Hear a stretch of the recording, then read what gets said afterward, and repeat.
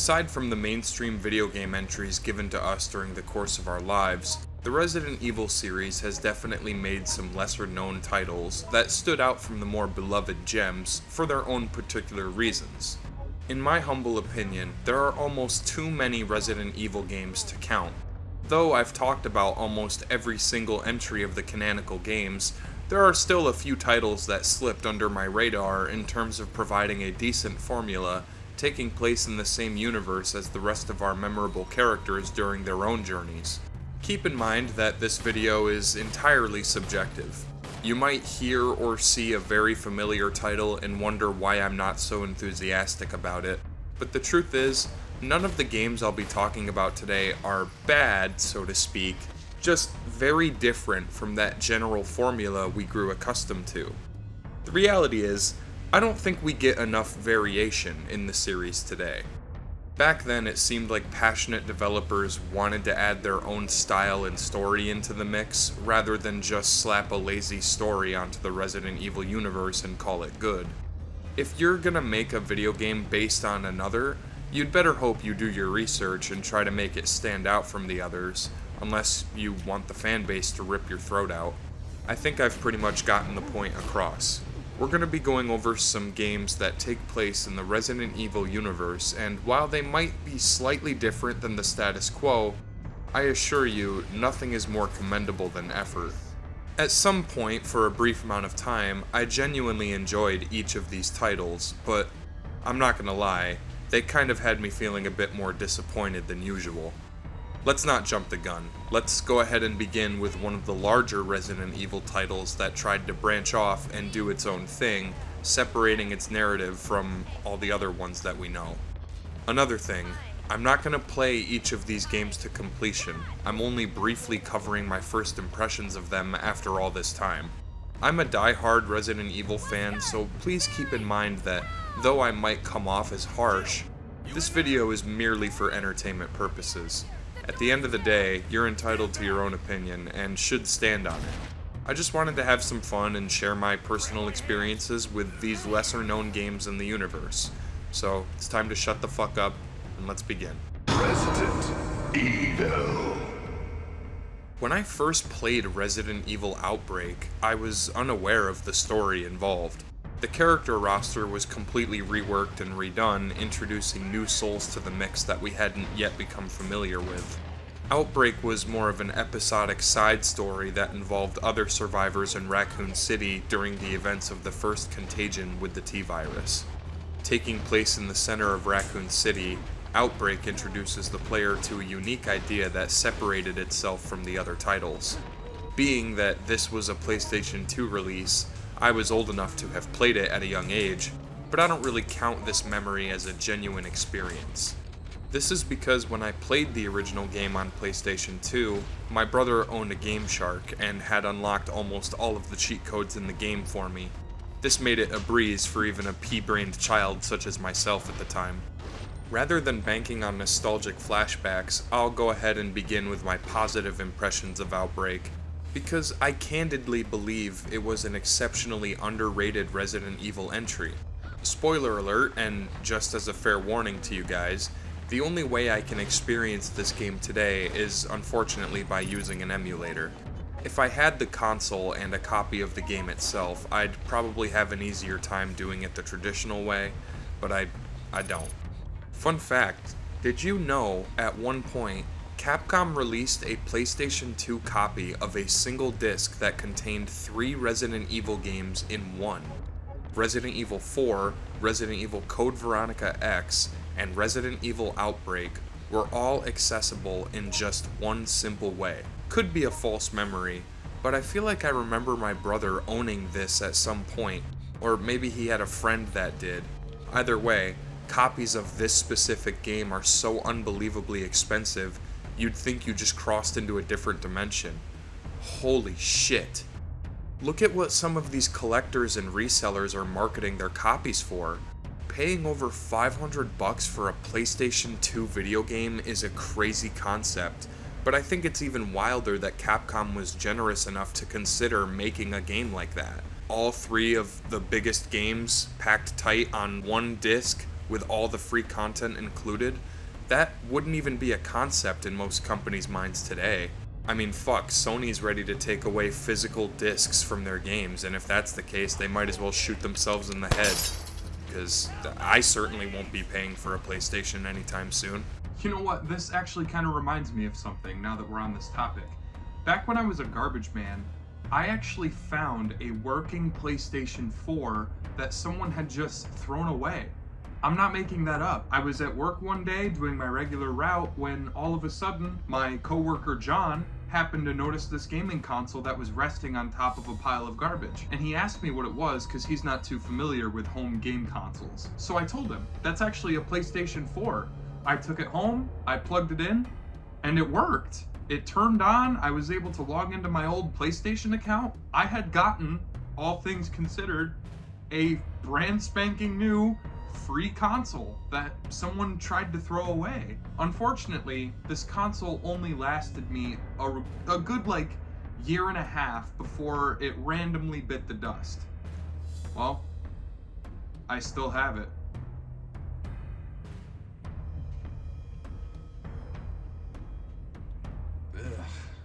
This thing's been sitting in my basement for the longest time, and I thought in my head, I want to keep it as like a keepsake, you know, like just something to look back on and think about, because it's not every day you find a working PlayStation 4 in the garbage.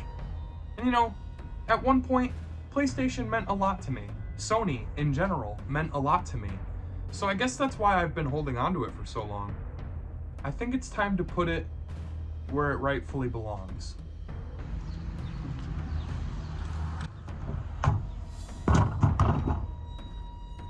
With Resident Evil Outbreak, there are two versions of the same game with intuitive and sometimes well thought out scenarios that include plenty of puzzles, zombies, and other intimidating enemies of different sizes. Couple this with the fact that in Outbreak, you don't play as just one singular character. Instead, there are a total of 8 people to choose from.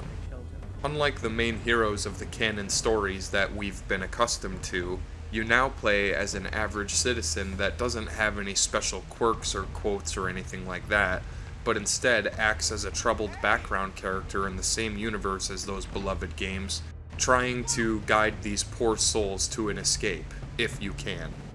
In the simplest terms possible, it's a true Resident Evil entry.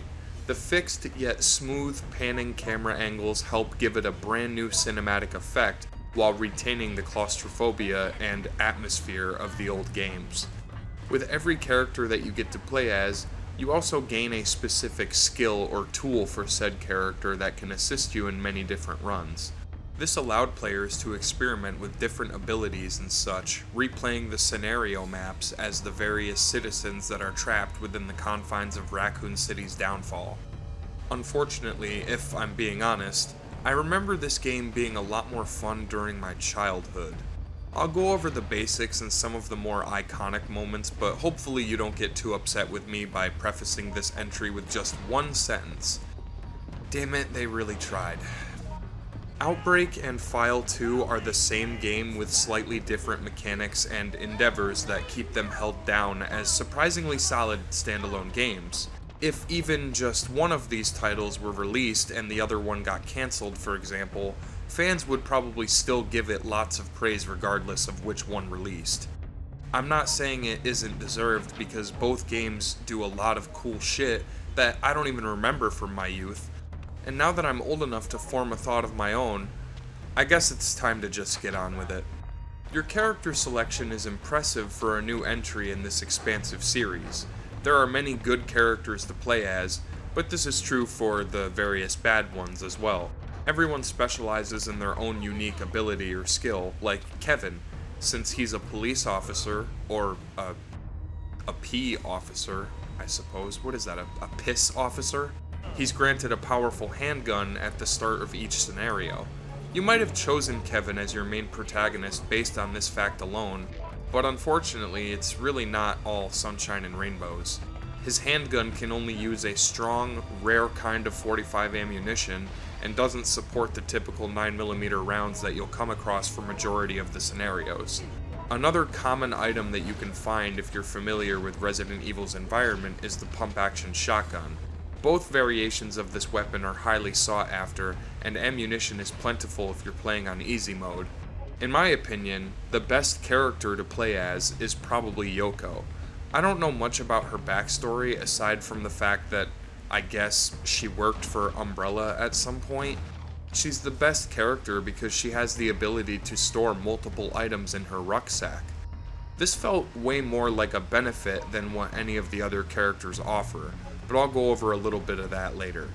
A good gun is handy, but killing the infected and staying in one spot for too long are two very bad ideas. In most levels, enemies will respawn rather quickly after you've killed them, creating a never-ending sense of tension and false security. Much like No More Room in Hell, the main goal of Outbreak is to progress via solving the puzzles and various objectives.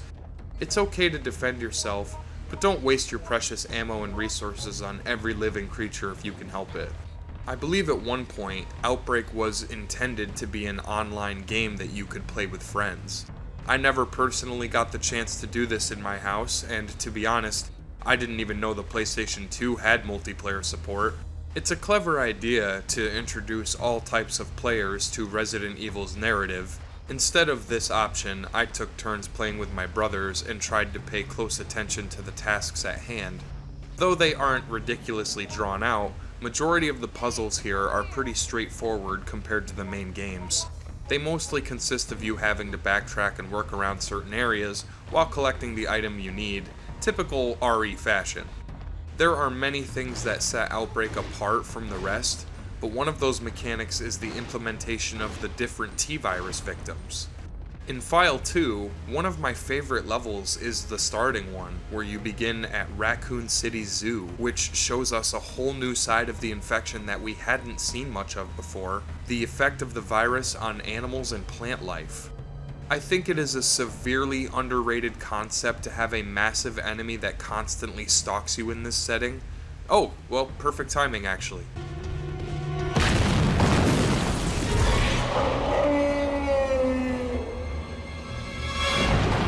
This is Oscar, the ginormous zombified elephant. Holy shit, can you think of a concept more compelling yet horrific? I don't know, maybe a zombie Godzilla, for fuck's sake? How do you even fight back against something like this? Speaking of, fighting the elephant is not recommended. Oscar tramples his way across the entirety of the zoo grounds, endlessly hunting you in order to prevent your escape. As a kid, this had to be one of the most intimidating creatures ever brought to the screen. Don't get me wrong, the RE franchise has always excelled when it comes to showing you a large threat that intimidates you, like the Yawn or the Tyrant, but it felt so cool to see them switch it up to this degree. It's nice to fight other variants of the T-virus without infringing on the lore in a negative way. I will say, unfortunately, that many of these exciting moments are short-lived and far between each other.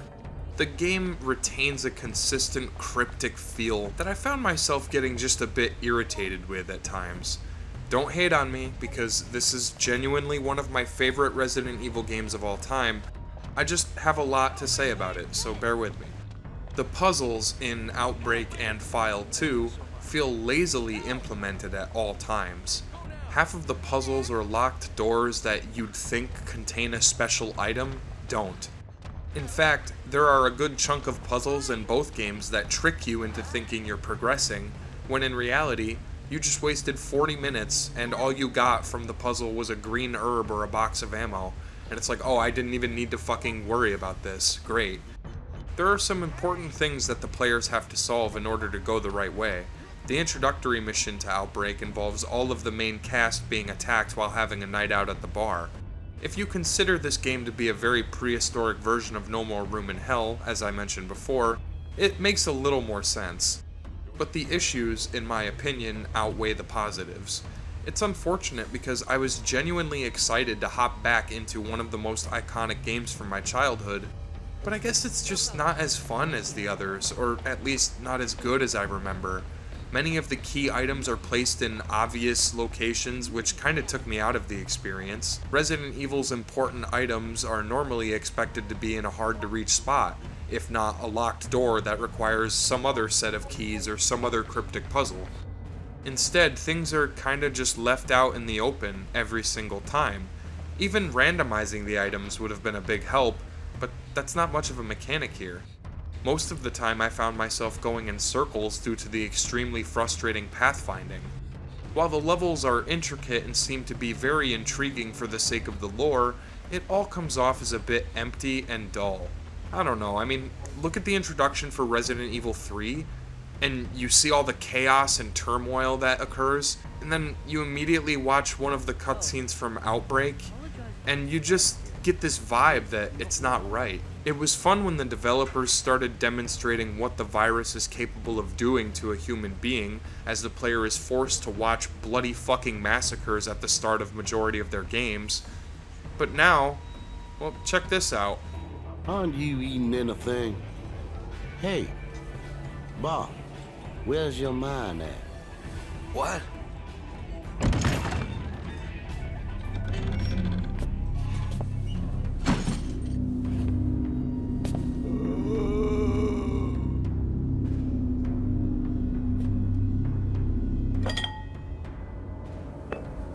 Huh? What a weird customer. Who is this guy? Damn it! He's unconscious. Are you all right? The highway is too dangerous. We're taking side streets. Damn! Another barricade. As you can see, there are too many roadblocks. I'm afraid you'll have to get out and continue on foot.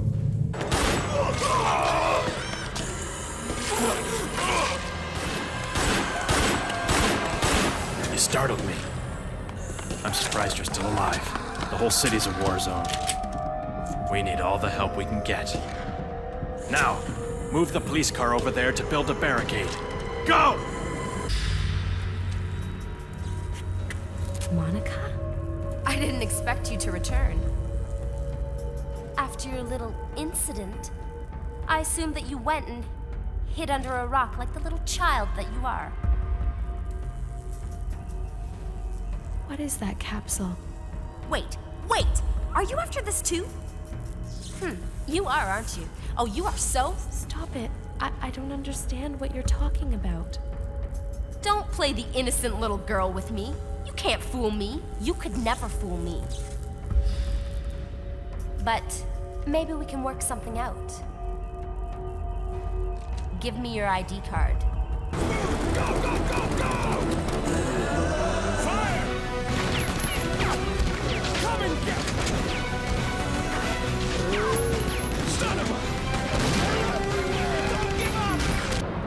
Attention everyone.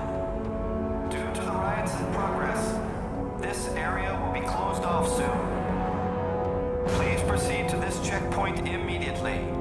If you do not leave the area in time, we cannot guarantee your safety.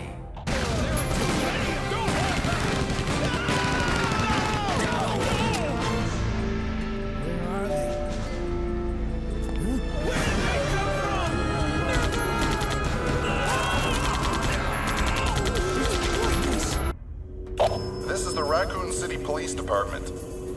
Please try to stay calm. Where are the zombies? Where is all the background noise of a city that's being attacked by an unknown pathogen? Where are the cops and soldiers and guns and shit? This is supposed to be the very first night of the T-Virus outbreak as it was released into the public streets of Raccoon City, so where the fuck is everyone? This is such an awkward way of telling the story. You're allowed to ad-lib at any time, but it doesn't do anything. Kinda seems like a waste of a button, honestly. Your partners don't react to what you say most of the time, and they're usually brain dead in terms of solving clues or giving you any kind of lenience. No matter who you get stuck with for partners, the AI in every NPC is just weird and unpredictable. Sometimes they stand still forever and seem incapable of moving. Other times they spam voice lines like a toddler who just learned how to fucking swear. Let's talk, or should I say let's bitch, some more about the characters.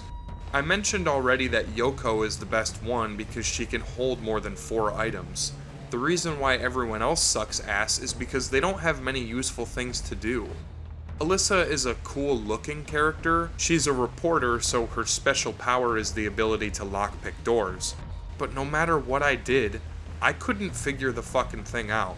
She's given multiple lockpicks for separate kinds of lock, but I just couldn't get a single one to work. Mark sucks because he specializes in melee weapons, which are rare and don't really fare much better than a gun would. Jim is a postman who apparently has the power of not being attacked as often as the others. That's really lame, considering you can just run past majority of the enemies regardless of who you play as. But also, his superpowers don't seem to work when you have him as an AI bot in your group because he'll still be attacked by anything under the rotten fucking sun. George can make different medicines using the items you find in the world. He has the ability to transform a first aid spray or an herb into a pill that the player could swallow or give to their squad. Most of the medication in this game only serves to keep you from getting infected for a brief amount of time though, so again, just makes it useless. There's no preventing or stopping the mechanic. You're gonna get sick and die if you wait too long to solve the map. Oh yeah, I totally forgot about that. The main quirk with the Outbreak games involves a strange microscopic image with an infection percentage. There's no way to turn it off or make the infection go away. You're forced to try and hurry your way through the stages before your character becomes the living dead. Every time you're attacked or damaged, the infection rate will rise further. This could have been a very neat mechanic. Consider it a timer, with the herbs and plentiful pills serving as bonus hourglasses. They only halt the infection spread for a short duration, so you really need to monitor that at all times. I know this is such a hollow complaint, and I don't mean to come off as pretentious or annoying, but the AI partners you get in both Outbreak and File 2 are extremely useless. They'll take items that you were just about to pick up, which forces you to have to request it from their inventory in a tedious manner. They don't defend themselves very well, and will more than likely charge after danger for absolutely no reason. This is only beneficial for buying you some time.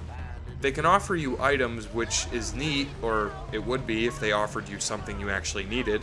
I hate how often they talk too, because half of the dialogue they speak seems to have been written by a high schooler. It's neat that you too can react to various things you'll encounter in the world, but the partner NPCs are incapable of shutting up. It's like a ghost is hitting the square button every 5 fucking seconds. I know you're probably gonna laugh at this next complaint, and feel free to do so, but I'm not a huge fan of the limited inventory. I get that these are supposed to be everyday people that were caught in the crossfire of Umbrella's wrath, but 4 inventory slots? Just 4? That's a bit harsh. Yoko technically gets 8, but this is still tedious due to the fact that you have to switch items constantly from your bag to your inventory.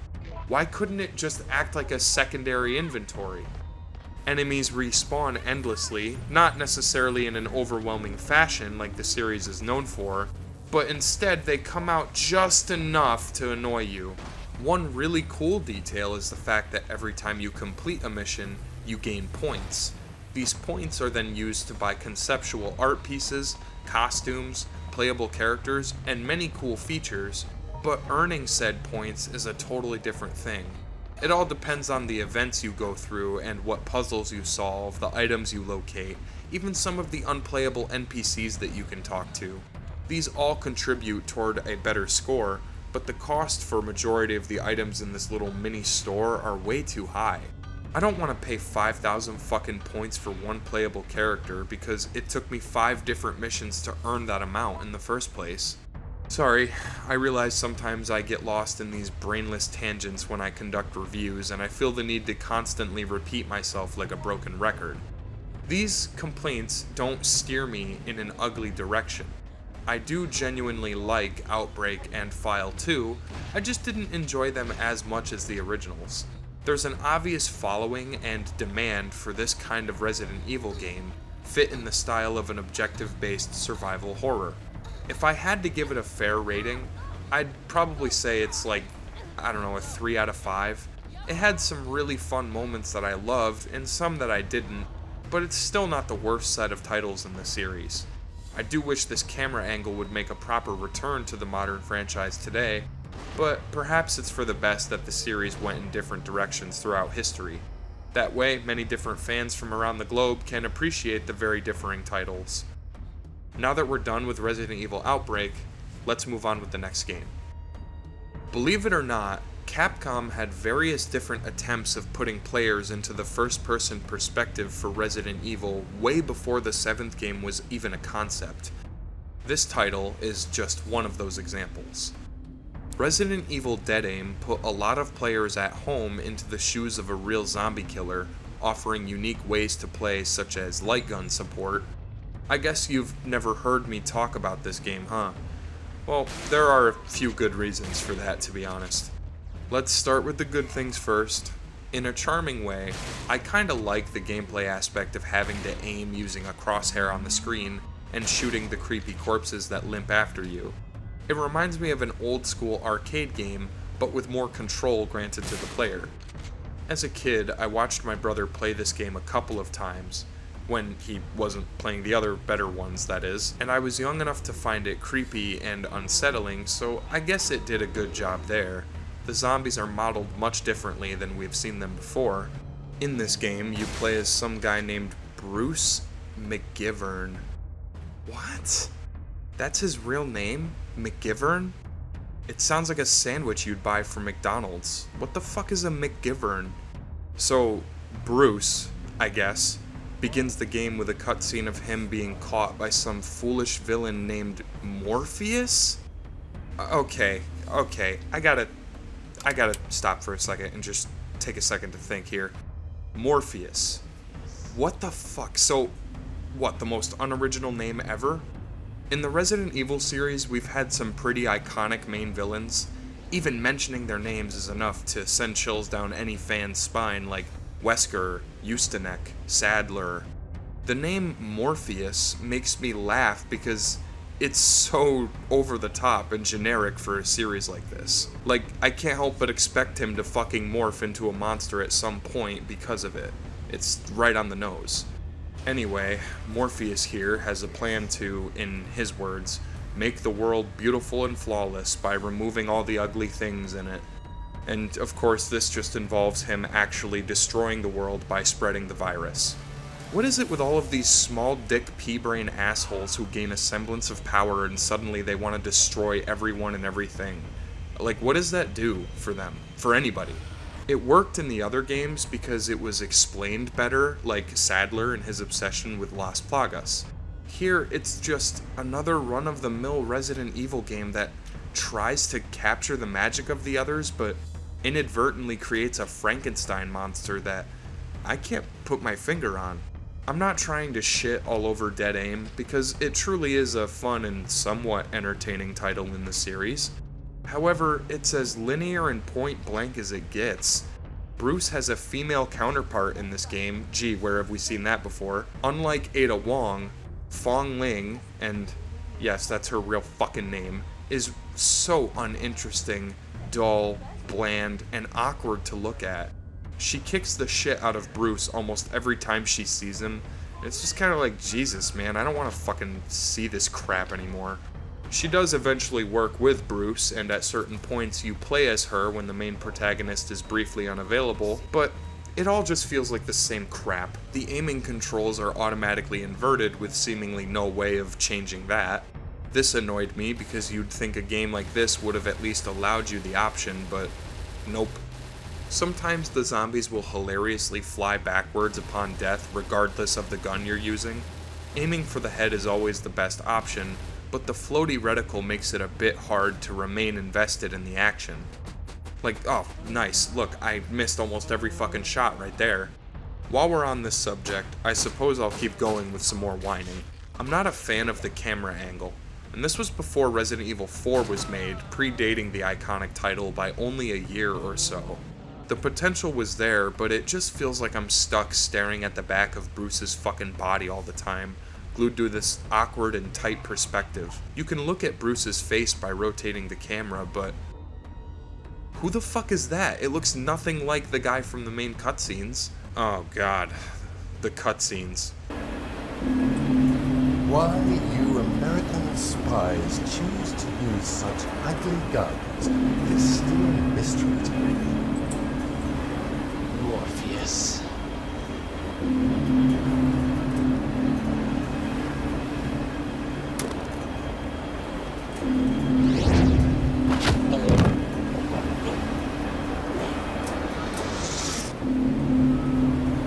Think that cheap cologne you're wearing is going to your head. What do you plan to do with the T-virus? I'm afraid that's all the playtime we have for today. You die. Now. $5 billion. Yes. We have until midnight tomorrow. Retrieve the virus from the Morpheus.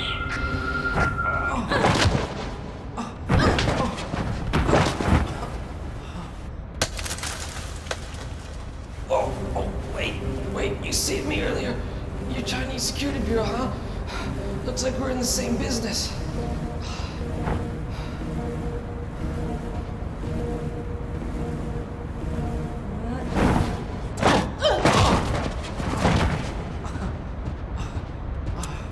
Same business doesn't mean same side, Bruce McGiver. You already know my name. That makes sense since you're blackmailing both of our groups.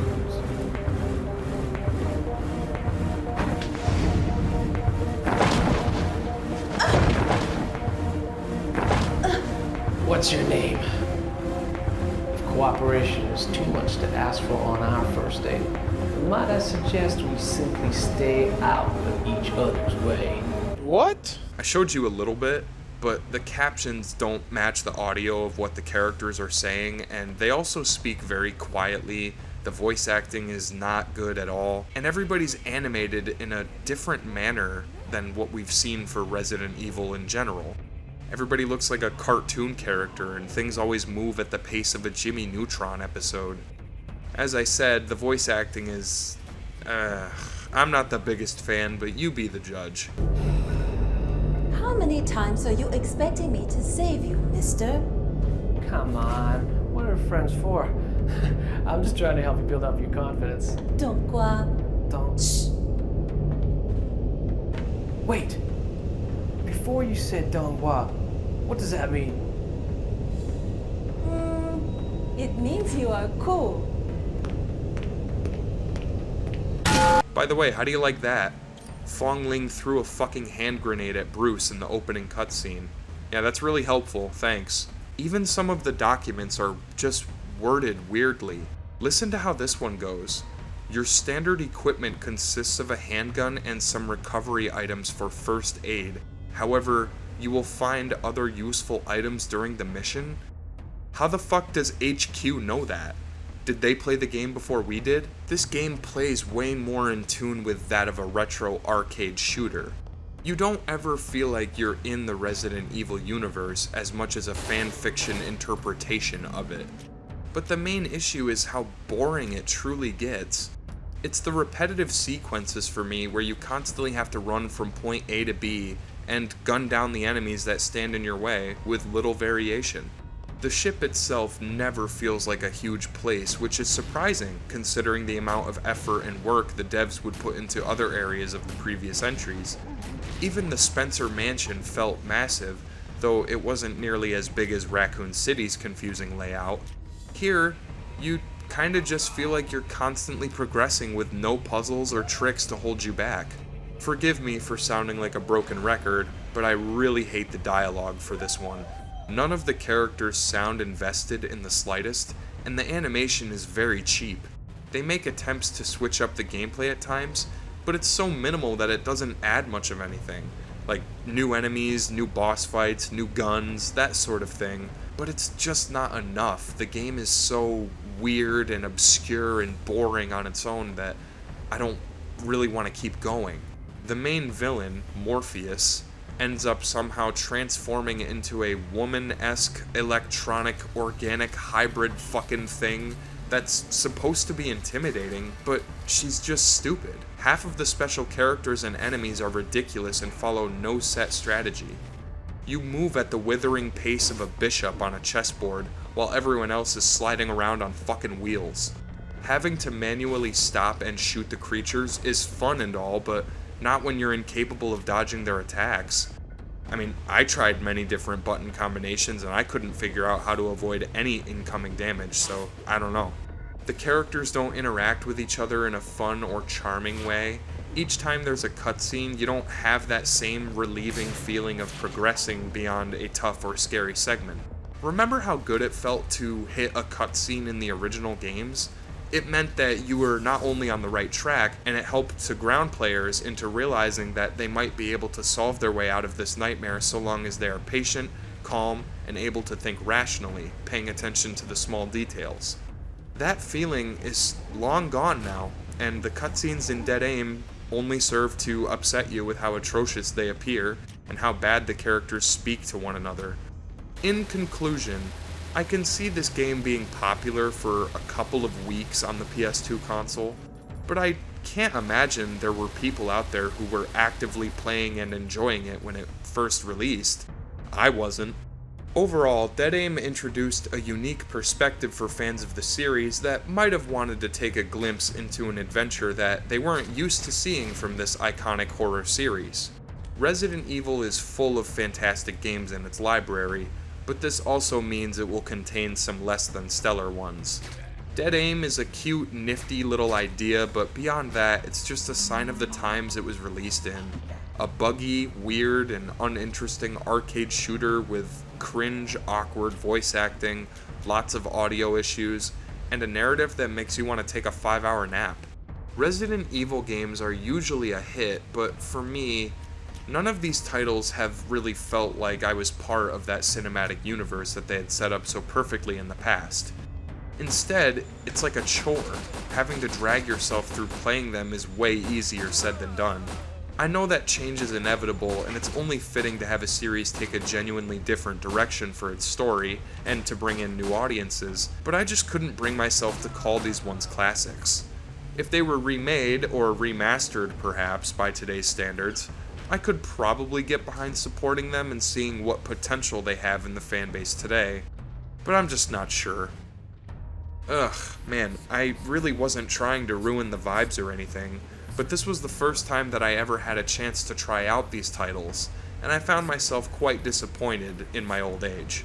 Through all the years of the Resident Evil games coming into our lives and haunting our childhoods, I couldn't believe these poop-plastered fuck nuggets were among them. There weren't many scary or redeeming qualities to these games, and, unfortunately, I have one last game to discuss. Thankfully, it won't take long, so let's just get on with it. Ever since Resident Evil 6 was released, Capcom tried for a short time to replicate that same exact style and format of gameplay. In a seemingly fucked up manner, it was almost like a totally different company came into the mix and started making these shitty action-oriented Resident Evil games while Capcom just produced them. I've already covered Resident Evil 6, though I would really love to do a revisit so I could talk about how stupid each and every campaign is. But if you've seen my review, you know that I didn't really like it as much as I did the mainstream titles. After this game came out, my attention shifted elsewhere in the gaming community. In 2012, I was obsessed with Dead Space 2 and had been first introduced to the video game genre of sci-fi horror that year. During this time, I had seen a short trailer for a game known as Resident Evil Revelations. Immediately, I sighed and I just ignored it. The trailers didn't grab my attention, and it all seemed to represent the same story ideas with recycled gameplay elements from the previous groundbreaking works that fans continued to love, like RE4 and 5. Some people, believe it or not, really loved the 6th game just for the cooperative play alone. I don't know, maybe that's why they made this piece of shit. Think these things got to Chris and Jessica? I hope not. Hey, no one's saying Chris is dead. Alright, then let's find him already. Revelations was supposed to be this next big chapter for the series, bringing Jill Valentine back in yet another badass cooperative modern action horror adventure where she has to board the Queen Zenobia, a massive cruise liner where her former partner and friend, Chris Redfield, has gone missing. Didn't we already do this fucking theme before? In Resident Evil 5, Chris is looking for Jill and ends up discovering she's been brainwashed. Now, the roles are somehow reversed again, and Jill has to be the main heroine, finding Chris. She's joined by this massive, unfunny fucking giant named Parker. He's about as uninteresting as Helena was from Resident Evil 6, and he barely contributes any sort of effort towards the narrative. He has quirky one-liners, he looks like he was modeled incorrectly, and he's just boring. You don't really ever care about what the people are saying or doing because they don't even look like they care. What ever happened to the convincing voices or the horrific facial expressions that showed intense emotions through our characters? Everybody looks like a goddamn robot. I don't get it. It took me 14 years to get here. And I'm not kidding either. This really will be my very first time that I've ever played Resident Evil Revelations, since its release all the way back in 2012. Well, what do you want? You want 5 stars? Okay, there you go. But it's not going to change anything about the game and its shitty bowels. This is the epitome of they didn't even try.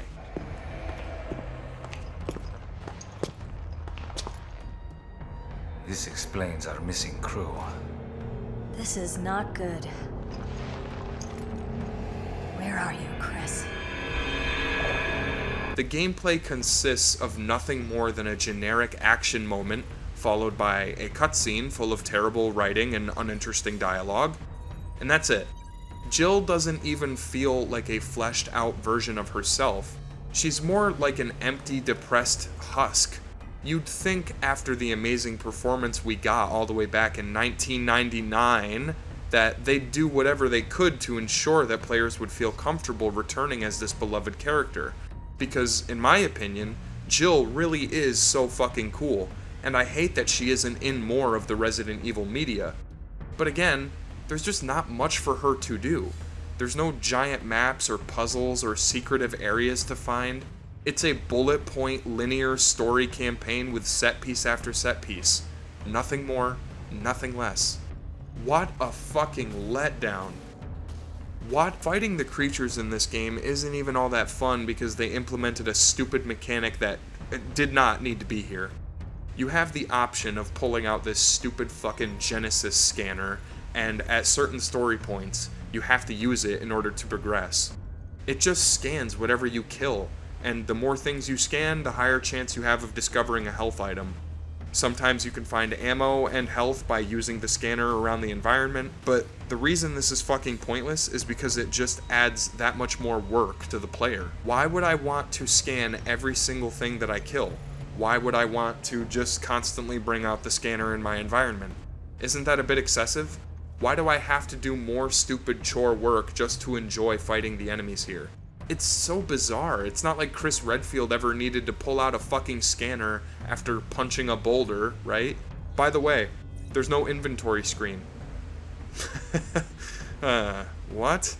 A Resident Evil game with no inventory screen. This is absurd. So how the fuck do you tell how many items you have? You don't. That's the neat part.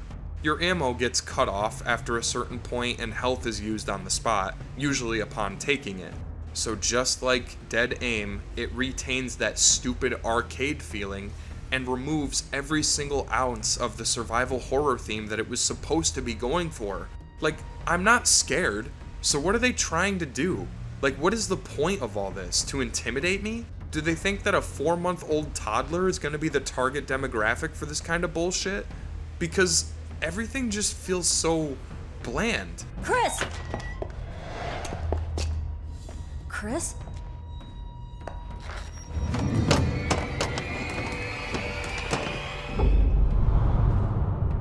What is this?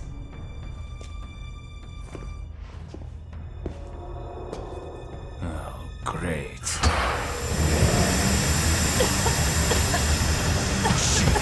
It's a trap!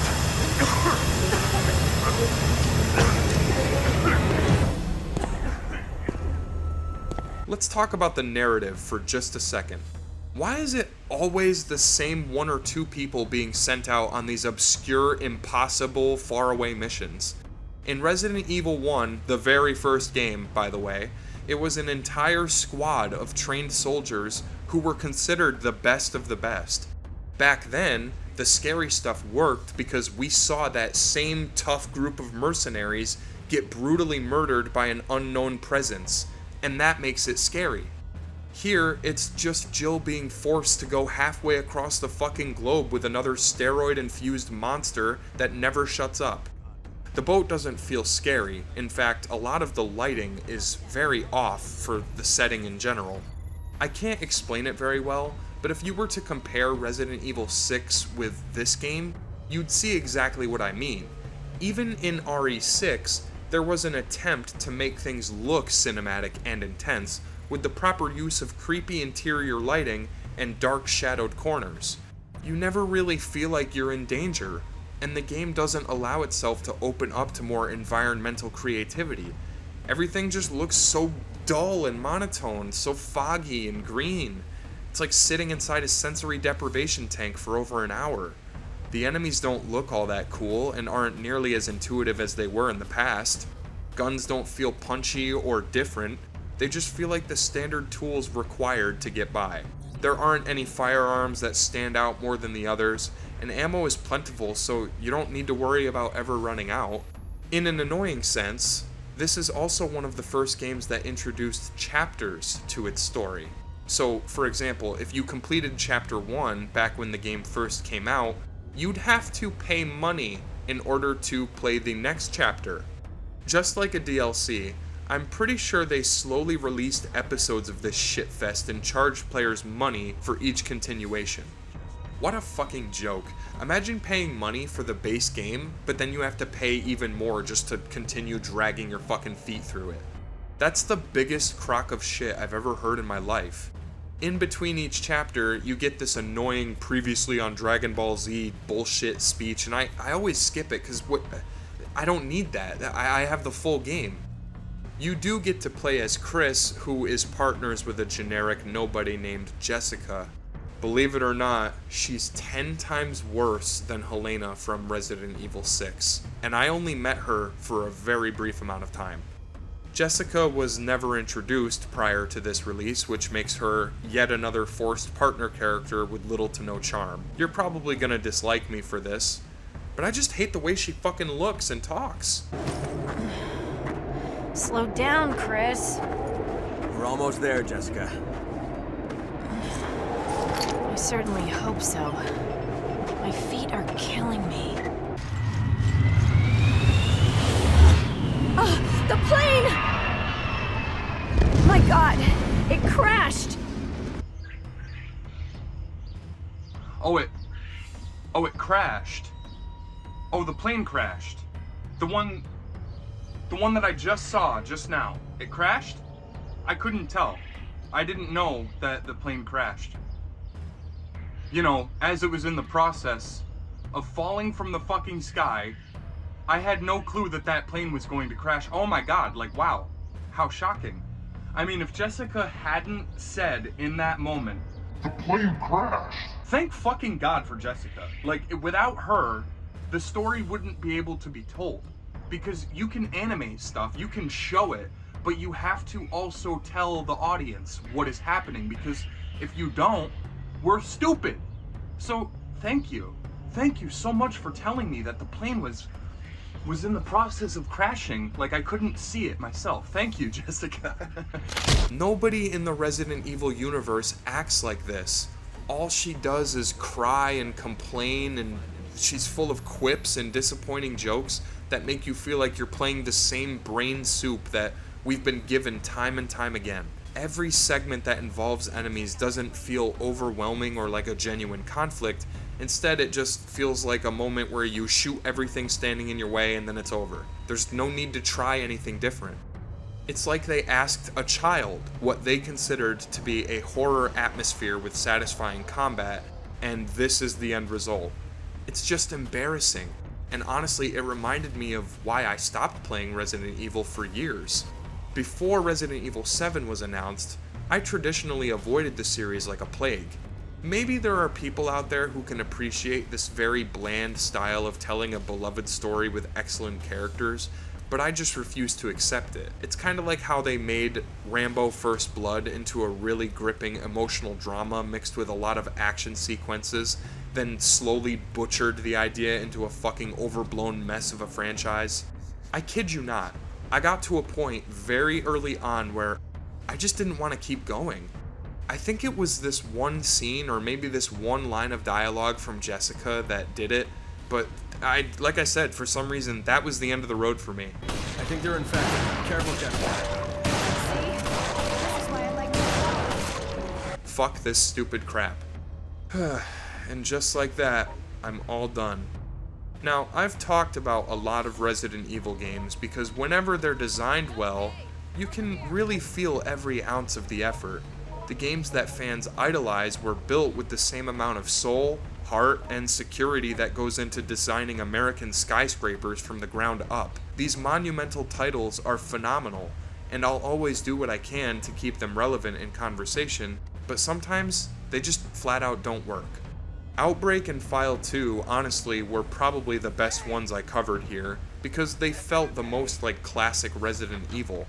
Granted, both are filled with issues that make me want to slam my fucking head into the agape mouth of a roaring lion, but I can at least confirm that they kept me invested for a much longer period of time. They feel somewhat rewarding to play, and it was an interesting take on the universe that we know and love.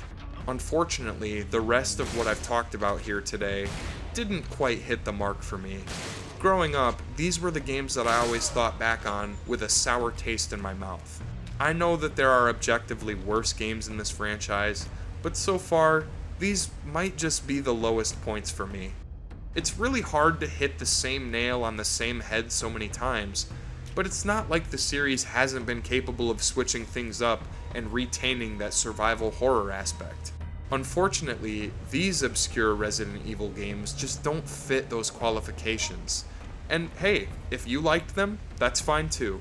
The great part about a series as big as this is the fact that it appeals to everybody. I had a lot of the scarier early entries at a young age, so I consider myself to be lucky enough to have witnessed the series in its prime. I always love talking about it, good or bad. Very soon I'm going to try my best to play and review Resident Evil Requiem, as I'm very eager to see where the story ends up going and how it all ties into the previous games. Either way, I really hope you guys and gals enjoyed. I appreciate your time, thank you so much for watching, and I'll catch you in the next one. I forgot how to wipe my butt last night.